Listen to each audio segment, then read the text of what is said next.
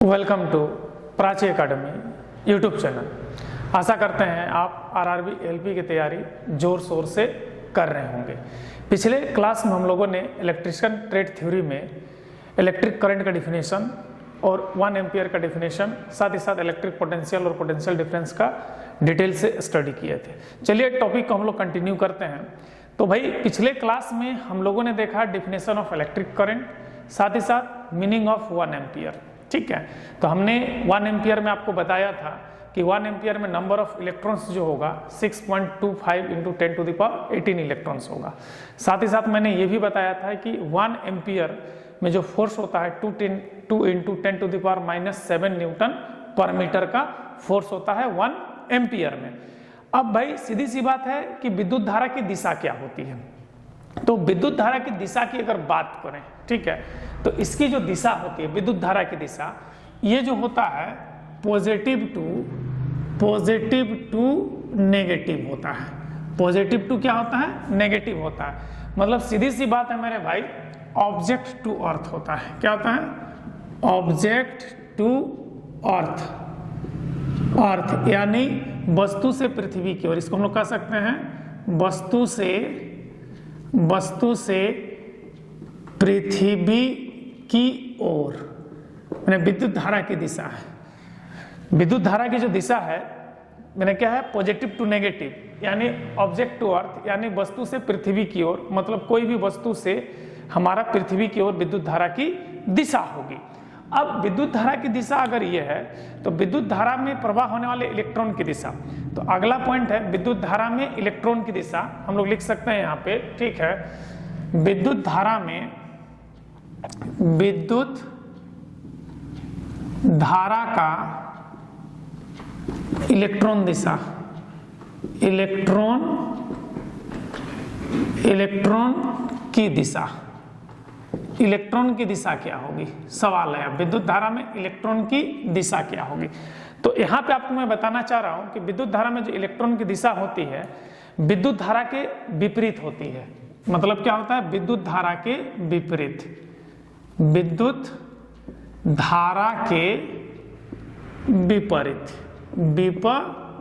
होती है। ठीक है, विद्युत धारा की क्या होती है? विपरीत होती है। साथ ही साथ विद्युत धारा के अगर विपरीत होगा तो क्या होगा? नेगेटिव टू पॉजिटिव होगा। नेगेटिव टू पॉजिटिव कहने का मतलब क्या है? ऋणात्मक से धनात्मक। मतलब क्या होगा? पृथ्वी से वस्तु की ओर, पृथ्वी से वस्तु की ओर। ठीक है, अब सवाल उठता है यहाँ पे, एक अक्सर क्वेश्चन देता है, इस क्वेश्चन को समझिएगा। 2 समांतर तार है और उसमें विद्युत धारा आरोपित किया जाता है तो क्या होगा? 2 समांतर तार में अगर विद्युत धारा आरोपित किया जाए तो क्या होगा? तो ध्यान दीजिएगा, 2 समांतर तार में विद्युत धारा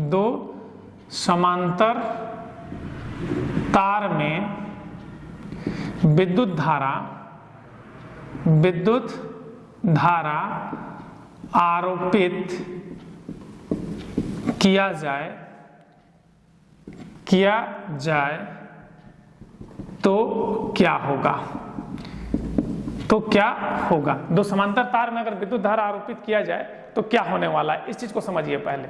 तो क्या होता है ध्यान दीजिएगा। मान लीजिए ये एक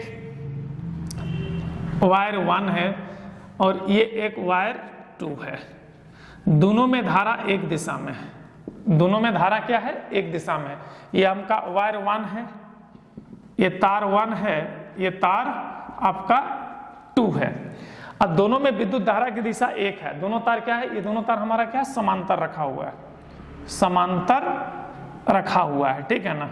तो अगर समांतर रखा हुआ है और धारा की दिशा एक तरफ हो, ध्यान दीजिएगा, धारा की दिशा अगर एक तरफ होता है, ध्यान दीजिएगा, धारा की दिशा समान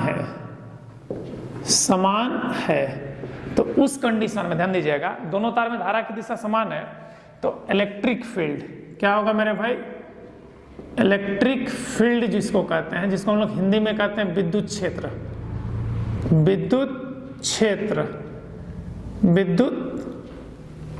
क्षेत्र बोलेंगे, विद्युत क्षेत्र इलेक्ट्रिक फील्ड यानी विद्युत क्षेत्र जो होगा वो प्रतिकर्षण प्रकार का होगा। क्या होगा? प्रतिकर्षण होगा। विद्युत क्षेत्र क्या होगा? प्रतिकर्षण होगा। और मैग्नेटिक फील्ड जो होगा, मैग्नेटिक फील्ड जिसको हम लोग चुंबकीय क्षेत्र कहते हैं, चुंबकीय क्षेत्र जो कहते हैं वो हमारा आकर्षण प्रकार का होगा। क्या होगा? आकर्षण प्रकार का होगा। चुंबकीय क्षेत्र क्या होगा? हमारा आकर्षण प्रकार का होगा। अगर धारा की दिशा विपरीत हो, धारा की दिशा अगर विपरीत होगी तो क्या होगा? ध्यान दीजिएगा, धारा की दिशा अगर विपरीत है, विपरीत है तो क्या होगा? धारा की दिशा अगर विपरीत है तो इस कंडीशन में समझिए, यहाँ पे जो विद्युत क्षेत्र होगा, जो विद्युत क्षेत्र होगा, विद्युत क्षेत्र जो होगा वो आपका आकर्षण प्रकार का होगा। क्या होगा? आकर्षण करेगा। ठीक, आकर्षण प्रकार। और यही चीज अगर चुंबकीय क्षेत्र की बात करें, चुंबकीय क्षेत्र की अगर बात करें तो ये हो जाएगा प्रतिकर्षण प्रकार का। प्रतिकर्षण प्रकार, प्रतिकर्षण प्रकार का होगा। चुंबकीय क्षेत्र क्या होगा? प्रतिकर्षण प्रकार का होगा। तो कहने का मतलब दो तार अगर हम लिए, बात को समझिएगा, ये दोनों तार हैं, ठीक है, दोनों में धारा की दिशा सेम है, तो ये दोनों के बीच का जो विद्युत क्षेत्र होगा वो प्रतिकर्षण होगा और चुंबकीय क्षेत्र आकर्षण होगा। लेकिन धारा की दिशा अगर विपरीत हो गया ऐसे, देखिए इसका हेड है इसके, तो इसमें क्या होगा? विद्युत क्षेत्र क्या होगा? आकर्षण होगा और चुंबकीय क्षेत्र क्या होगा? प्रतिकर्षण होगा। तो ये हमारा बेसिक क्वेश्चन है। ये धारा का दिशा भी है, ये बहुत सारा ऑब्जेक्टिव है मेरे भाई, एक एक ऑब्जेक्टिव को ध्यान दीजिएगा। अब विद्युत धारा का प्रभाव, ठीक है, विद्युत धारा का नेक्स्ट पॉइंट क्या है? प्रभाव है। ध्यान दीजिएगा, विद्युत धारा का प्रभाव। तो विद्युत धारा का जो प्रभाव है, तो विद्युत धारा का निम्नलिखित प्रभाव देखने को मिलता है। सबसे पहला प्रभाव आपको देखने को मिलेगा, याद रखिएगा, जो है ऊष्मीय प्रभाव, ऊष्मीय प्रभाव, ठीक है। दूसरा देखने को मिलेगा प्रकाशीय प्रभाव, प्रकाशीय प्रभाव, ठीक है। तीसरा देखने को मिलेगा चुंबकीय प्रभाव, चुंबकीय प्रभाव। चौथा देखने को मिलेगा रासायनिक प्रभाव, रासायनिक प्रभाव, ठीक है। पांचवा देखने को मिलेगा गैस आयनीकरण प्रभाव, गैस आयनीकरण प्रभाव, ठीक है। और छठा देखने को मिलेगा किरण प्रभाव, किरण प्रभाव, ठीक है। ये विद्युत धारा का क्या होता है? 6 इफेक्ट होता है, इफेक्ट ऑफ इलेक्ट्रिक करंट। कौन कौन है? ऊष्मीय प्रभाव जिसको हम लोग हीटिंग इफेक्ट कहते हैं, प्रकाशीय प्रभाव जिसको हम लोग लाइटनिंग इफेक्ट कहते हैं, चुंबकीय प्रभाव जिसको हम लोग मैग्नेटिक इफेक्ट कहते हैं, रासायनिक प्रभाव यानी केमिकल इफेक्ट, गैस आयनीकरण प्रभाव यानी गैस आयनाइजेशन इफेक्ट, और किरण प्रभाव यानी रे इफेक्ट। अब चलिए हम लोग सबसे पहला पॉइंट ऊष्मीय प्रभाव को देखते हैं। किसको देखते हैं? ऊष्मीय प्रभाव को। तो ये ऊष्मीय प्रभाव क्या होता है, ध्यान दीजिएगा, बड़ा ही मजेदार क्वेश्चन है मेरे भाई, ठीक है। ये जो ऊष्मीय प्रभाव होता है बड़ा ही जबरदस्त है। जैसे कि कोई भी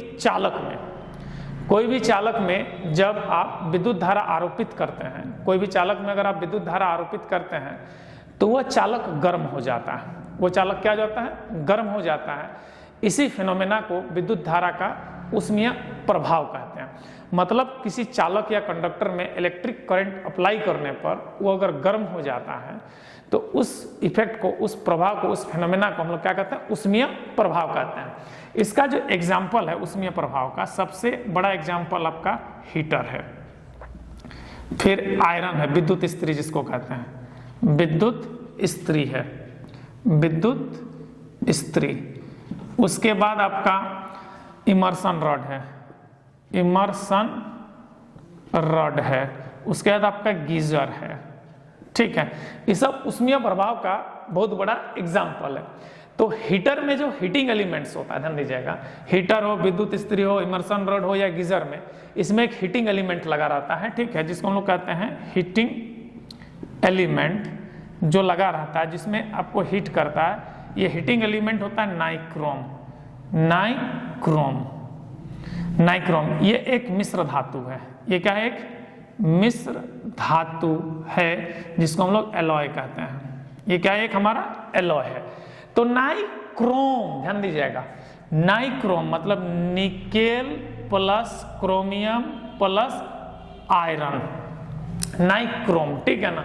तो निकेल, क्रोमियम और आयरन का ये हमारा मिश्र धातु होता है। कौन? हमारा। और थोड़ा सा अगर देखा जाए तो इसमें कार्बन भी रहता है, लेकिन ये निग्लिजिबल परसेंट ऑफ कार्बन रहता है, ठीक है।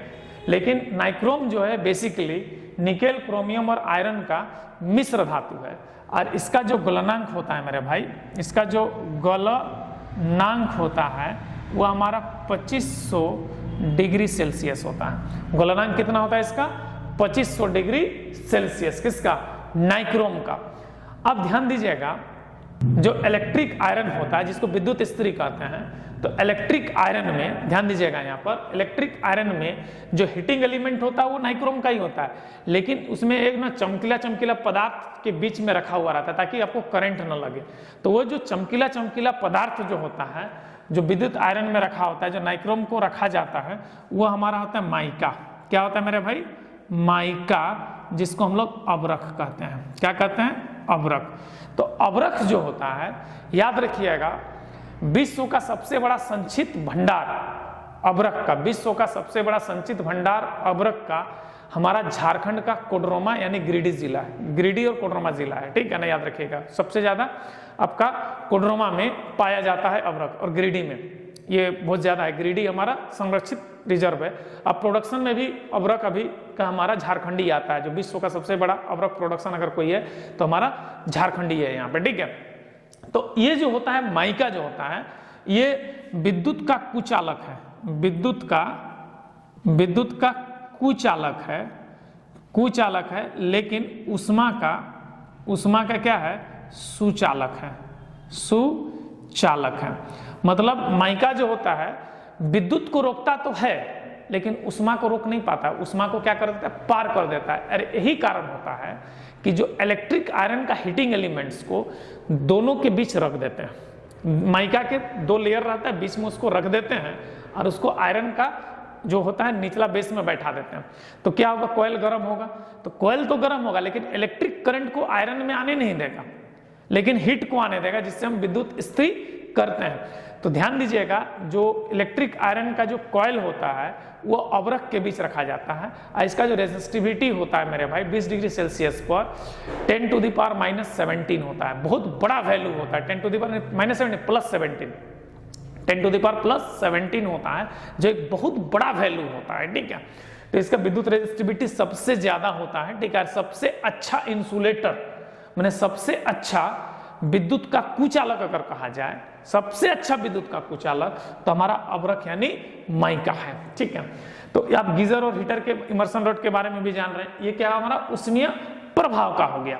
इसके बाद नेक्स्ट पॉइंट आता है मेरे भाई, सेकंड नंबर, जो प्रकाशीय प्रभाव आता है। सेकंड नंबर क्या है हमारा? प्रकाशीय प्रभाव। सेकंड नंबर हमारा प्रकाशीय प्रभाव होता है। तो प्रकाशीय प्रभाव जो होता है, इसको ध्यान दीजिएगा, जब किसी चालक में विद्युत धारा आरोपित करते हैं तो वो क्या होता है? उष्मा उत्पन्न करता है, और इस उष्मा को इलेक्ट्रोल्यूमिनेशन यानी कि उष्मीय प्रकाश प्रभाव के द्वारा उत्पन्न उष्मा को प्रकाश में बदल देता है, और इसमें हमको लाइट मिलता है। और इसी फिनोमेना को हम लोग क्या कहते हैं? विद्युत धारा का प्रकाशीय प्रभाव कहते हैं। मतलब ध्यान दीजिएगा, चालक में जब विद्युत धारा अप्लाई करेंगे तो वो गर्म होगा।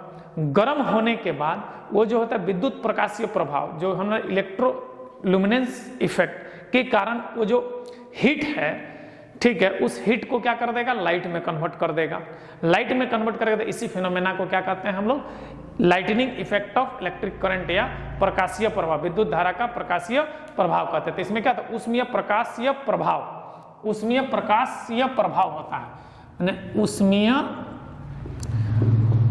प्रकाशीय प्रभाव, चाहे इसको कह सकते हैं उष्मीय प्रकाशीय प्रभाव या विद्युत प्रकाशीय प्रभाव कह सकते हो। क्या कह सकते हो? विद्युत प्रकाशीय प्रभाव कह सकते हो, प्रकाशीय प्रभाव कह सकते हो, ठीक है।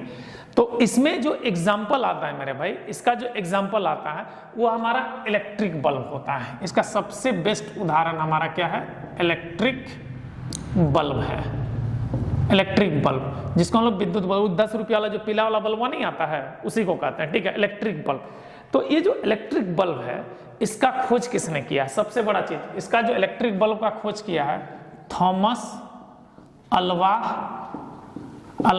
एडिसन ने किया है। इलेक्ट्रिक बल्ब का खोज किसने किया? Thomas Alva Edison.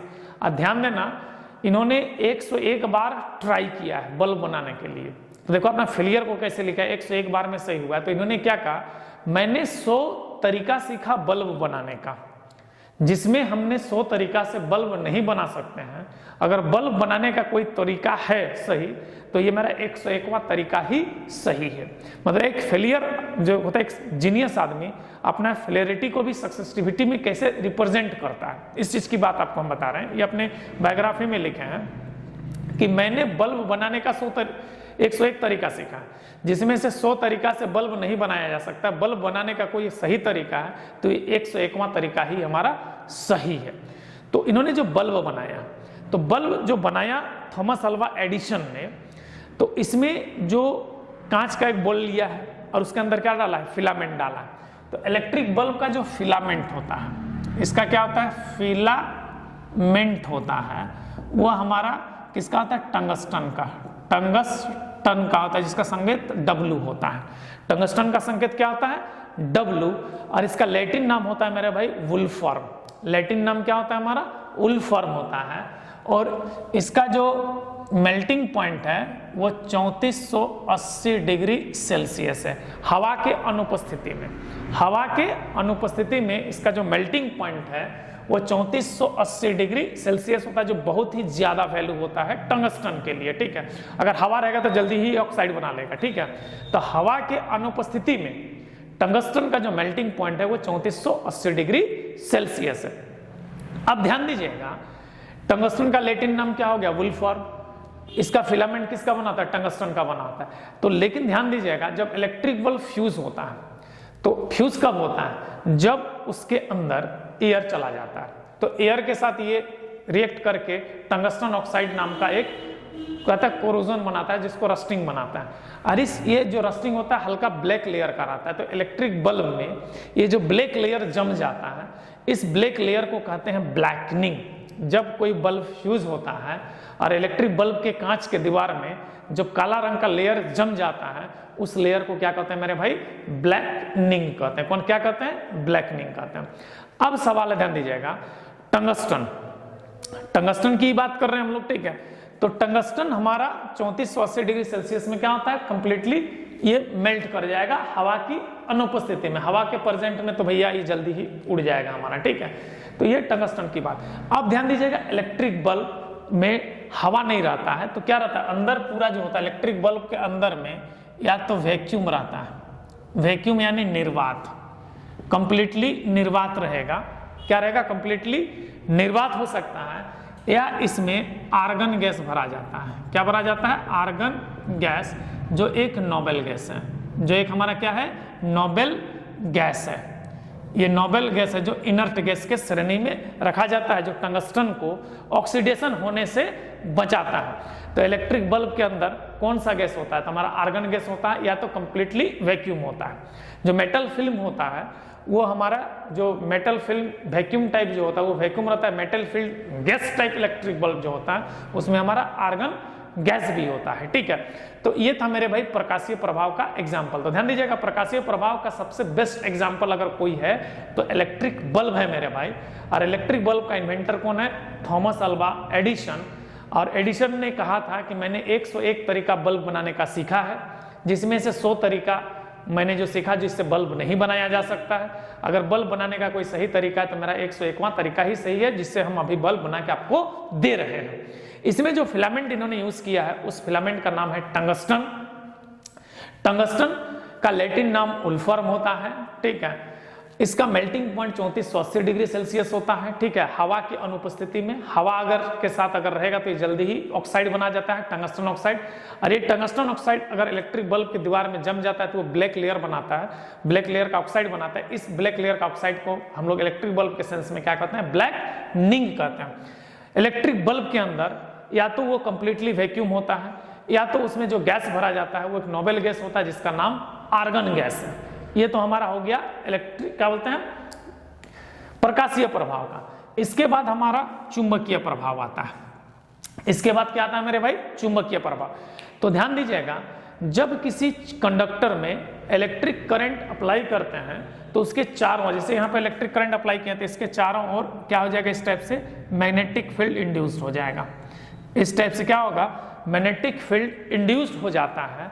तो इस फेनोमेना को विद्युत धारा का चुंबकीय प्रभाव कहते हैं। इस फेनोमेना को क्या कहते हैं, विद्युत धारा का चुंबकीय प्रभाव कहते हैं। मतलब कि किसी भी कंडक्टर में अगर इलेक्ट्रिक करंट अप्लाई करते हैं और उसके चारों ओर अगर मैग्नेटिक फील्ड इंड्यूस्ड होता है तो इस फेनोमेना को विद्युत धारा का चुंबकीय प्रभाव कहते हैं। तो विद्युत धारा का चुंबकीय प्रभाव का जो बेस्ट एग्जाम्पल है, जनरेटर है, मोटर है, इलेक्ट्रिक बेल है, ट्रांसफार्मर है। विद्युत धारा के चुंबकीय प्रभाव का एग्जाम्पल क्या क्या है मेरे भाई, ट्रांसफार्मर है, मोटर है, जनरेटर है और इलेक्ट्रिक बेल है। इसका डिटेल से हम लोग स्टडी करने वाले हैं ट्रेड में, क्योंकि आपका तो मेन पेपर ही है हमारा इलेक्ट्रिशियन ट्रेड थ्योरी।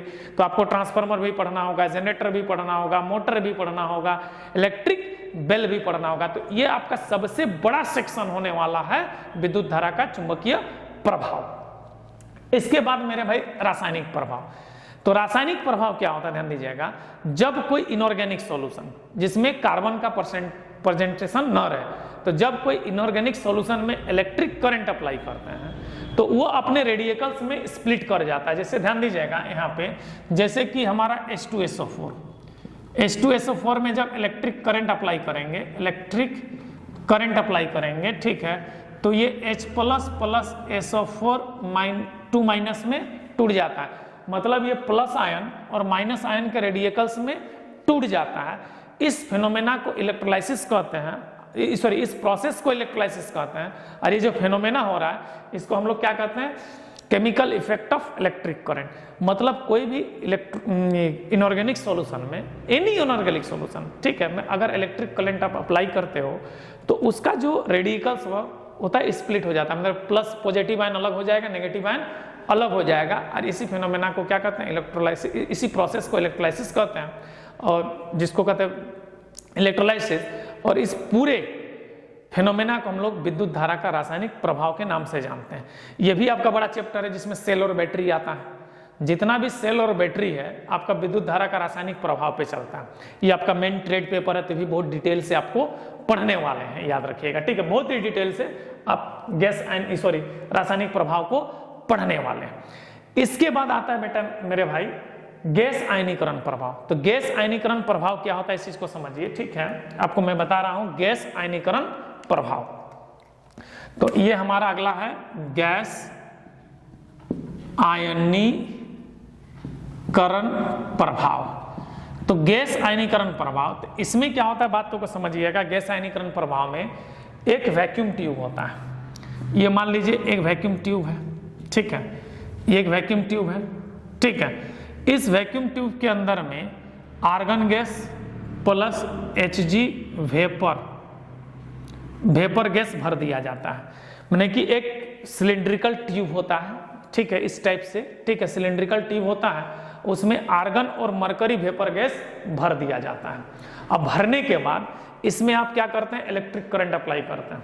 तो जैसे ही इलेक्ट्रिक करंट अप्लाई करते हैं तो ये जो Hg वेपर है, जो मरकरी वेपर गैस है, ये आयनाइज्ड हो जाता है। मतलब कि ये आयन में कन्वर्ट हो जाता है, और आयन में कन्वर्ट होने के बाद इस एंड से इस एंड तक इसका फ्लो चालू हो जाता है। इस एंड से इस एंड तक इसका फ्लो चालू हो जाता है, और ये लाइट इलेक्ट्रो इल्यूमिनेशन प्रक्रिया द्वारा लाइट उत्पन्न करता है। तो पहले क्या होता है, इसमें गैस आयनाइज्ड होता है, फिर इसमें इलेक्ट्रो इल्यूमिनेशन होता है, उसके बाद लाइट उत्पन्न करता है। इसलिए इसको हम लोग क्या कहते हैं, गैस आयनीकरण प्रभाव, यानी गैस आयनाइजेशन इफेक्ट। तो ये जो एग्जाम्पल देख रहे हैं इसका बेस्ट एग्जाम्पल ट्यूबलाइट है।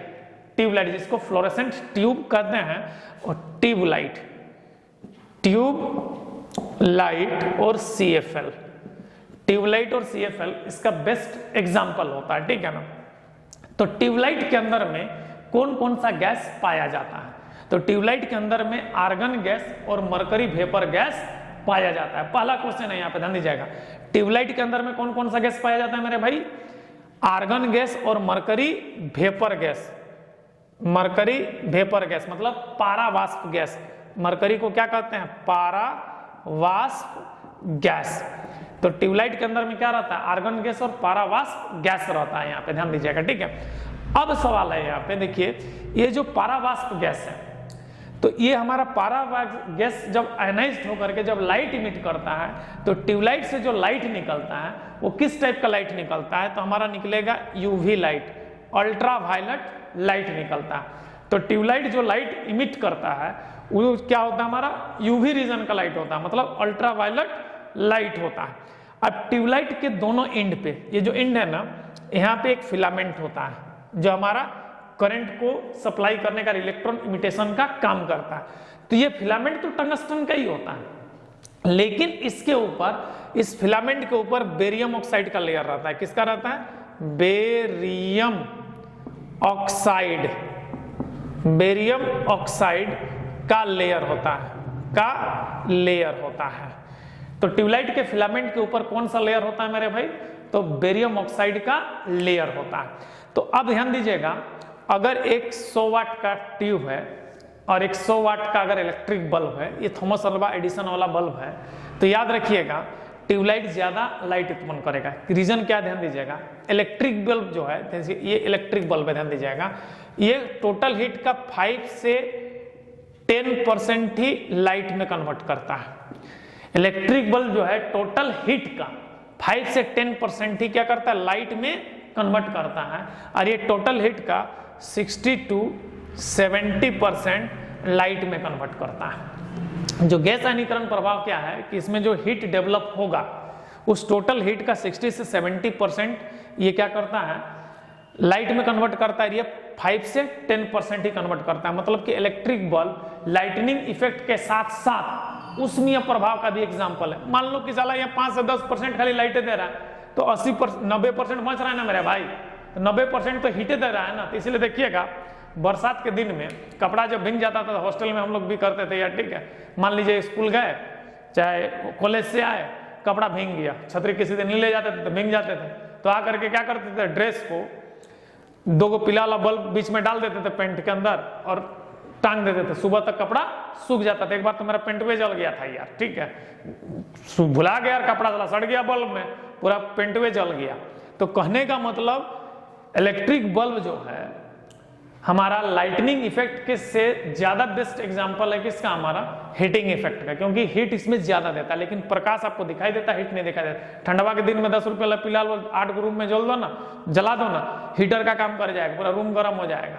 मतलब ये हमारा जो इलेक्ट्रिक बल्ब होता है 100% यदि हीट प्रोड्यूस होता है तो उसका 5 से 10% ही लाइट में कन्वर्ट करता है, बाकी 90% आपका हीट के फॉर्म में रूम में रहता है। लेकिन ये जो ट्यूबलाइट है, चाहे CFL की बात करते हैं, ये टोटल हीट का 60 to 70% लाइट में कन्वर्ट कर देता है, हीट एनर्जी कम होता है। इसलिए देखिएगा इलेक्ट्रिक बल्ब जब जलेगा ना, तो जब कुछ देर जलेगा तो उसको हाथ में पकड़ नहीं पाइएगा, कांच पूरा गर्म हो जाता है। ट्यूबलाइट जलते हुए भी हाथ में आप छू लीजिएगा, क्योंकि जितना हीट आया था उसका तो मैक्सिमम पार्ट आपका लाइट में कन्वर्ट हो गया। तो ट्यूबलाइट का कांच थोड़ा गर्म होगा, अरे ठंडे ना रहेगा, हल्का हल्का गर्म होता है ये। अरे बल्ब तो बेटा आग का गोला जैसे गर्म हो जाता है, हाथ अगर ऐसे छू लीजिएगा जला तो हाथ में जल जाएगा। बात तो को समझिएगा यहाँ पे, ठीक है। तो कहने का मतलब ये हमारा क्या है? ज्यादा लाइट जनरेट करता है। तो कहने का मतलब ये है मेरे भाई कि इलेक्ट्रिक बल्ब और ट्यूबलाइट में सबसे ज्यादा लाइट कौन देगा? आपका ट्यूबलाइट देगा, CFL देगा। CFL का पूरा नाम होता है कॉम्पैक्ट फ्लोरेसेंट लैंप। CFL का मतलब कॉम्पैक्ट फ्लोरेसेंट लैंप। तो CFL जब जलता है मेरे भाई, ठीक है, तो याद रखिएगा ये जो है एक नेफ्रॉन नाम का गैस इमिट्स करता है, जो ह्यूमन बींग्स के लिए बहुत ही हानिकारक है। तो इसीलिए CFL और ट्यूबलाइट क्या करता है? UV देता है। तो इस वजह से ज्यादा क्या होता है? फेमिलियर है। बट CFL जो है लाइट तो ज्यादा देता है, बट इसमें एक नेफ्रॉन नाम का गैस इमिट होता है जो ह्यूमन बींग्स के लिए बहुत ही हानिकारक होता था। इसलिए CFL अब रिप्लेस हो गया LED बल्ब के साथ। और CFL और एलईडी रिप्लेस होने का दूसरा कारण यह भी है कि एलईडी हमारा कम इलेक्ट्रिसिटी को कंज्यूम करता है। एलईडी क्या करता है, हमारा कम इलेक्ट्रिसिटी को कंज्यूम करता है। तो ये था मेरे भाई ट्यूबलाइट का कहानी, ठीक है। इसके बाद आता है मेरे भाई किरण प्रभाव। एक मेन क्वेश्चन मैं भूल गया रे भाई, ठीक है, ध्यान देना। यहाँ पे होता क्या है कि अगर एक 100 वाट का इलेक्ट्रिक बल्ब है, 100 वाट का क्या है, इलेक्ट्रिक बल्ब है, और एक 40 वाट का ट्यूब है। सुन लीजिए, 100 वाट का इलेक्ट्रिक बल्ब है और 40 वाट का क्या है, हमारा एक ट्यूब है जिसको फ्लोरेसेंट ट्यूब, मरकरी को क्या कहते हैं, फ्लोरेसेंट ट्यूब कहते हैं, जो ट्यूबलाइट होता है। तो ये जो 40 वाट का जो फ्लोरेसेंट ट्यूब है और इलेक्ट्रिक बल्ब आपका 100 वाट का है, तो याद रखिएगा जो 40 वाट का ट्यूब है ना, ये इलेक्ट्रिक बल्ब से ज्यादा लाइट देगा, हीट नहीं देगा, हीट कम देगा। ये हीट कम देगा, लाइट ज्यादा देगा, ये हीट ज्यादा देगा, लाइट कम देगा। तो कहने का मतलब हर हाल में ट्यूबलाइट का पावर कम रहने के, वाटेज कम रहने के बाद भी इलेक्ट्रिक बल्ब से ज्यादा लाइट इमिट्स करता है, और उससे ज्यादा कौन करता है, हमारा CFL करता है। लेकिन CFL का प्रॉब्लम क्या है, ये एक नेफ्रॉन नाम का गैस इमिट करता है, जिससे हमारा ह्यूमन बीइंग के लिए परेशानी है। इसके बाद मेरे भाई नेक्स्ट पॉइंट जो आता है वो हमारा क्या है, किरण प्रभाव। नेक्स्ट पॉइंट क्या है मेरे भाई, किरण प्रभाव। किरण प्रभाव जिसको हम लोग कहते हैं रे इफेक्ट। क्या कहते हैं, रे इफेक्ट कहते हैं। तो इसमें क्या होता है, एक वैक्यूम ट्यूब होता है, इसमें क्या होता है, वैक्यूम ट्यूब होता है और 2 इलेक्ट्रोड लगा दिया जाता है। और 2 इलेक्ट्रोड लगाने के बाद, जैसे कि ये इलेक्ट्रोड क्या है, हमारा एनोड है, एनोड है, और इधर वाला इलेक्ट्रोड क्या है, हमारा कैथोड है, ठीक है। 2 इलेक्ट्रोड लगा दिया गया है। बातों को समझिएगा कि यहाँ पर ये क्या है, हमारा एक वैक्यूम ट्यूब है, ये कंप्लीटली वैक्यूम ट्यूब है, ठीक है, हमारा वैक्यूम ट्यूब है, और इसमें 2 इलेक्ट्रोड फिट कर दिया गया है, एनोड और कैथोड। एनोड और कैथोड फिट कर दिया गया है। तो भैया एनोड के तरफ पॉजिटिव रहेगा, एनोड के तरफ क्या रहेगा, हमारा ये पॉजिटिव हो गया, इधर नेगेटिव हो गया। तो देखो इलेक्ट्रॉन जो होता है, ये कैथोड इलेक्ट्रॉन का क्या करेगा, इमिट करेगा, और ये इलेक्ट्रॉन इधर जाएगा। ये हमारा जो इलेक्ट्रॉन इमिट्स हुआ है, ये इलेक्ट्रॉन जो इमिट्स हुआ, ध्यान दीजिएगा, ये इलेक्ट्रॉन ये कैथोड से इमिट हुआ है, और ये इलेक्ट्रॉन इधर भागेगा। तो ये एनोड प्लेट, एनोड को हम लोग क्या कहते हैं, एंटी कैथोड के नाम से भी जानते हैं। क्या जानते हैं, एंटी कैथोड भी कहते हैं, एंटी कैथोड कहते हैं। तो ये जो इलेक्ट्रॉन है, ये जो इलेक्ट्रॉन है, जब एंटी कैथोड प्लेट पर टकराएगा, एंटी कैथोड प्लेट पर टकराएगा, तो एक स्पेशल टाइप ऑफ रे प्रोड्यूस करता है। जब मैंने कि कैथोड से निकलने वाला इलेक्ट्रॉन जब एंटी कैथोड, मतलब ध्यान दीजिएगा, कैथोड को एंटी एनोड कहते हैं और एनोड को एंटी कैथोड कहते हैं। मतलब कि कैथोड को हम लोग क्या कह सकते हैं, एंटी एनोड भी कह सकते हैं, एंटी एनोड, ठीक है। कभी कभी कंफ्यूज करता है कि इलेक्ट्रॉन किससे इमिट होता है, तो एंटी एनोड से। एंटी एनोड मतलब कैथोड, इलेक्ट्रॉन कहाँ स्ट्राइक करता है, एनोड पे, यानी एंटी कैथोड पे स्ट्राइक करता है। मतलब वैक्यूम ट्यूब के कैथोड से निकलने वाला जो इलेक्ट्रॉन है, जब एनोड या एंटी कैथोड पर स्ट्राइक करता है, तो एक रे इमिट्स होता है। इस रे को हम लोग क्या कहते हैं मेरे भाई, जैसे कि यहाँ पे स्ट्राइक करेगा इलेक्ट्रॉन ना ऐसे करके, तो यहाँ पे एक रे बनेगा। इस रे को हम लोग क्या कहेंगे, एक्स रे कहेंगे। इस रे को हम लोग क्या कहेंगे, एक्स रे कहेंगे। इस फेनोमेना को हम लोग क्या कहते हैं, रे इफेक्ट यानी किरण प्रभाव के नाम से जानते हैं। एक्स रे का जो खोज करता है वो विलियम कोनार्ड रोंटजेन है। एक्स रे का खोजकर्ता कौन है, हमारा विलियम कोनार्ड रोंटजेन। और एक्स रे का बहुत ज्यादा यूज है मेरे भाई, मेडिकल साइंस में खास करके। किसी का भी हाथ टूट गया तो कितना फ्रैक्चर हुआ है देखने के लिए यहाँ पे, ठीक है। हम लोग ये वाला थोड़ा सा हुआ था तो उस समय भी हम एक्सरे करवाए थे भाई, ठीक है, यहाँ पे, ठीक है। तो एक्सरे का यूज, उससे पता चलता है कि हड्डी कहाँ पे क्रैक है, क्या है। तो मेडिकल साइंस में सबसे ज्यादा एक्सरे का यूज है। फिर फोटोकॉपी मशीन में, जैसे जेरोक्स मशीन, तो एक्सरे है वहाँ पे, इसलिए जेरोक्स होता है, XEROX, मैंने एक्स मतलब एक्सरे मशीन है हमारा, ठीक है। तो एक्सरे मशीन जो होता है, मैंने जेरोक्स मशीन में भी हमारा एक्सरे का यूज होता है। तो एक्सरे का बहुत ज्यादा यूज है, प्लस सबसे बड़ा यूज आपको बता दे रहे हैं कि डायमंड टेस्टिंग में एक्सरे का जो यूज करते हैं हम लोग, डायमंड टेस्टिंग में करते हैं। मतलब कि सिंपल सा बात है मेरे भाई, कोई अगर नेचुरल डायमंड या प्योर डायमंड है कि नहीं, इसको पता लगाना है तो डायमंड में एक्सरे पेनिट्रेटिंग कर दो। अगर एक्सरे पेनिट्रेटिंग कर देगा तो वो होता है ना लाइट ग्रीन, जो होता है ना लाइट इमिट्स करेगा। मतलब कि एकदम पेरोट वाला, जो लाइट पेरोट वाला नहीं होता, सुगा पंछी कलर जिसको कहते हैं, उस टाइप का प्रकाश इमिट करेगा। इससे पता चलता है कि डायमंड जो है हमारा प्योर डायमंड है। अगर वो लाइट उत्पन्न नहीं करता है तो डायमंड हमारा क्या होगा, आर्टिफिशियल डायमंड होगा। ठीक है, मतलब डायमंड टेस्टिंग के लिए भी हम लोग एक्सरे का यूज करते हैं। तो एक्सरे का जो है ना, ये एक ट्रेजरी इन्वेंट है। ये मतलब कि इसे सोचा समझा हुआ खोज नहीं है, मतलब एक्सपेरिमेंट कुछ और किया जा रहा था, खोज कुछ और हो गया। तो कहने का मतलब जिस समय इसका खोज हुआ था पता भी नहीं था इसका इतना ज्यादा यूज है, लेकिन धीरे धीरे इसका यूज तो साला बढ़ता चला गया, जबरदस्त टाइप से मेरे भाई। तो ये था हमारा किरण प्रभाव। तो आज हम लोगों ने देखा कि सबसे पहले विद्युत धारा की दिशा। तो विद्युत धारा की दिशा क्या है, धन वस्तु से ऋण वस्तु की ओर, यानी पॉजिटिव से नेगेटिव की ओर, यानी वस्तु से पृथ्वी की ओर। विद्युत धारा में इलेक्ट्रॉन की दिशा तो नेगेटिव टू पॉजिटिव, यानी ऋणात्मक से धनात्मक, यानी पृथ्वी से वस्तु की ओर। ठीक है, उसके बाद दो समांतर तार है मेरे भाई, और दोनों समांतर तार में विद्युत धारा अगर एक दिशा में है तो उसके बीच का जो विद्युत क्षेत्र होगा वो प्रतिकर्षण प्रकार का होगा, और चुंबकीय क्षेत्र जो होगा आकर्षण प्रकार का होगा।